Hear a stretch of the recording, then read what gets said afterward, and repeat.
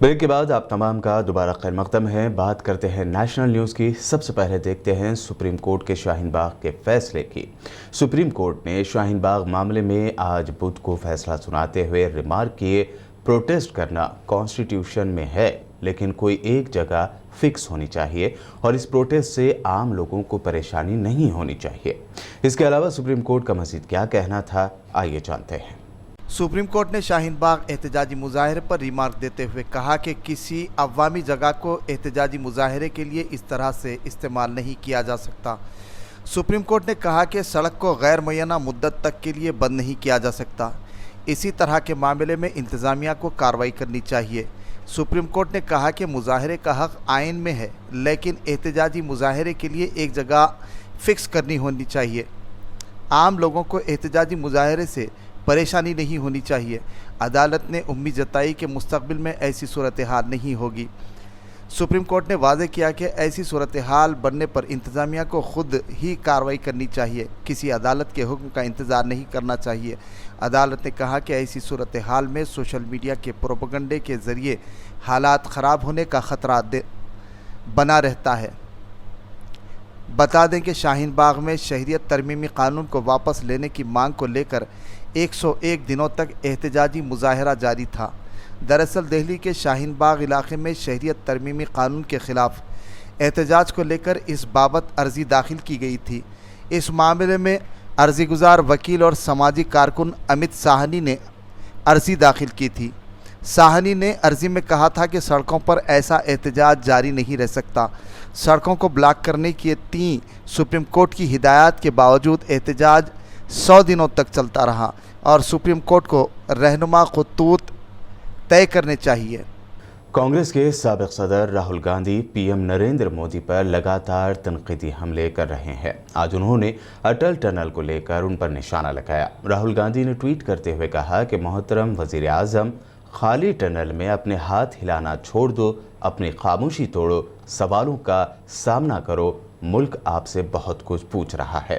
उन्होंने ट्विटर पर एक वीडियो भी शेयर की है। बता दें कि पीएम मोदी ने हफ्ते के रोज़ हिमाचल प्रदेश के रोहतांग में दुनिया की सबसे बड़ी अटल टनल का इनॉग्रेशन किया। ऐसे में उन्होंने टनल का एक गाड़ी में खड़े होकर दौरा किया और उस वक्त तक लगातार अपने हाथ हिलाते नजर आए जब टनल में सिवाय सिक्योरिटी एहलकारों के कोई भी मौजूद नहीं था।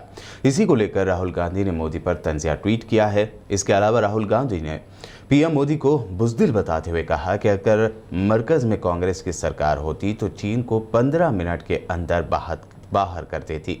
राहुल गांधी ने मोदी सरकार के ज़रिए क़वानीन के ख़िलाफ़ निकाली गई हरियाणा और पंजाब में रैली के दौरान कहा कि बुज़दिल वज़ीर आज़म कहते हैं कि किसी ने हमारी ज़मीन नहीं ली, लेकिन आज दुनिया में एक ही ऐसा देश है जिसकी ज़मीन पर किसी दूसरे देश ने कब्ज़ा किया हुआ है।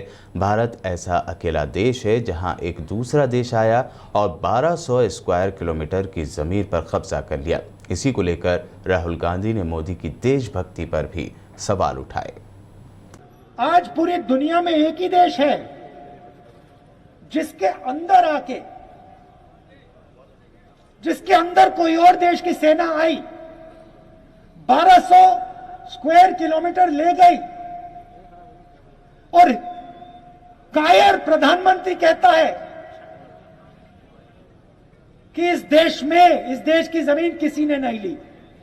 एक ही देश है भैया, पूरी दुनिया में एक ही देश है जिसकी जमीन हड़पी गई है, हिंदुस्तान।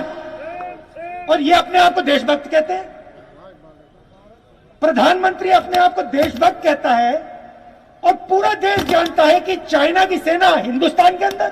कैसा देशभक्त है ये? मैं आपको बता रहा हूं, हमारी सरकार होती ना, उठा के फेंक देते चाइना को बाहर। 15 मिनट नहीं लगते, 15 मिनट नहीं लगते। उठा के हमारी सेना, हमारी वायु सेना उठा के चाइना को 100 किलोमीटर पीछे कर देती। मगर इस प्रधानमंत्री में मैं बता रहा हूं आपको, बात समझो, ये प्रधानमंत्री देश की शक्ति को नहीं समझता, ये किसान की शक्ति को नहीं समझता, ये मजदूरों की शक्ति को नहीं समझता, ये हिंदुस्तान की शक्ति को नहीं समझता। बिहार में असेंबली इलेक्शन की सरगर्मियों के दरमियान मजलिस इत्तेहादुल मुस्लिमीन के सरबराह असदुद्दीन ओवैसी ने वोट काटने वाली राजनीति यानी सियासत पर सिलसिलावार 2 ट्वीट करते हुए उन पर इल्ज़ाम लगाने वालों की बोलती बंद कर दी है। जानते हैं पूरी तफसील इस रिपोर्ट में। MIM सुप्रीमो असदुद्दीन ओवैसी ने फिर एक मरतबा बताया कि उनकी पार्टी किसी भी तरह वोट काटने वाली पार्टी नहीं है। असदुद्दीन ओवैसी ने सिलसिलेवार 2 ट्वीट किए हैं। पहले ट्वीट में उन्होंने पूछा कि वोट काटने वाला कौन है।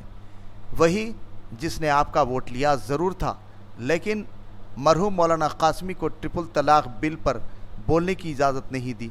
वही जिसने वोट काटने वालों के डर से नीतीश को जीत दिला दी और नीतीश जाकर मोदी के गोद में बैठ गया। दूसरे ट्वीट में असदुद्दीन ओवैसी ने लिखा कि अगर आप भी कांग्रेस और RJD की ग़ुलामी से तंग हैं तो हमारा साथ दीजिए, अपना वोट ज़ाये यानी बर्बाद जाने न दें। मजलिस आपके मुद्दों को पूरी बेबाकी और ईमानदारी से उठाएगी। हम कभी जालिम से समझौता नहीं करेंगे। मजलिस में बुज़दिली की कोई जगह नहीं है। उत्तर प्रदेश की योगी सरकार ने अब केरल के एक जर्नलिस्ट समेत 4 लोगों के खिलाफ UAPA के तहत सख्त कानून के तहत केस दर्ज किया है। चारों को हाथरस जाते वक्त मथुरा में गिरफ्तार कर लिया गया था और वो लोग मुतासरा खानदान से मिलने जा रहे थे। योगी सरकार ने जिस जर्नलिस्ट को गिरफ्तार किया है वो केरल की मशहूर वेबसाइट से वाबस्ता है। मुबैना तौर पर इस वेबसाइट को आ रही फंडिंग पर सवाल उठाए जा रहे हैं। योगी सरकार ने कहा है कि पॉपुलर फ्रंट ऑफ इंडिया से इस वेबसाइट का लिंक मिलता है। पुलिस ने उनके मोबाइल फ़ोन, लैपटॉप और उनके पास से बरामद दीगर सामान जब्त कर लिया है। सुशांत सिंह राजपूत की मौत से जुड़े ड्रग मामले में गिरफ्तार एक्ट्रेस रिया चक्रवर्ती को आज जमानत मिल गई है। बॉम्बे हाई कोर्ट ने रिया की जमानत अर्जी पर आज फैसला सुनाया। 1 महीने से जेल में बंद रिया ने जमानत के लिए हाई कोर्ट में अपील की थी। मंगल को सेशन कोर्ट ने एक्ट्रेस की अदालती हिरासत 14 दिन के लिए और बढ़ा दी थी। अब जमानत मिलने के बाद रिया पूरे 1 महीने बाद जेल से बाहर आएंगी। ड्रग्स केस में रिया के भाई शोविक चक्रवर्ती, अब्दुल बासित परिहार, दीपेश सावंत और सैमुअल मिरांडा की जमानत अर्जी को अदालत ने रिजेक्ट कर दिया है। अदालत की कार्रवाई सुबह 11 बजे शुरू हुई और बेंच ने फौरन फैसला सुना दिया। रिया को 1 लाख के निजी मुचलके पर जमानत मिली है। उन्हें अपना पासपोर्ट जमा करना होगा। मुंबई से बाहर जाने के लिए भी अदालत से मंजूरी लेनी होगी। इसके अलावा जब भी रिया को पूछगछ के लिए बुलाया जाएगा उन्हें हाजिर होना होगा। और अब आखिर में हेडलाइंस पर एक और नजर। आर्मेनिया और अजरबैजान के दरमियान ईरान और तुर्की कर रहे हैं जंगबंदी की कोशिशें। मुतनाज़ इलाके में अजरबैजान की कामयाबियों का सिलसिला जारी।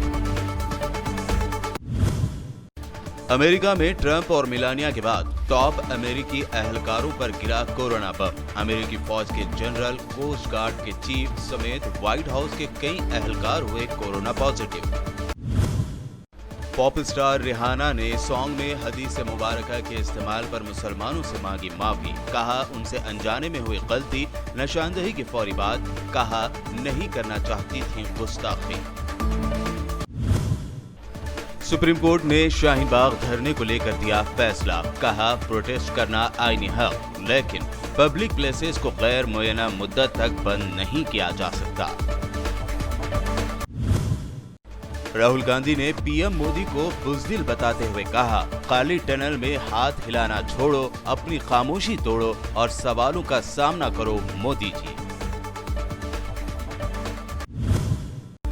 सिलसिलावार ट्वीट करते हुए असदुद्दीन ओवैसी ने कांग्रेस और नीतीश कुमार पर की तनकीद। कहा कांग्रेस ने बिहार में नीतीश को दिलाई थी जीत और नीतीश जाकर बैठ गए बीजेपी की गोद में।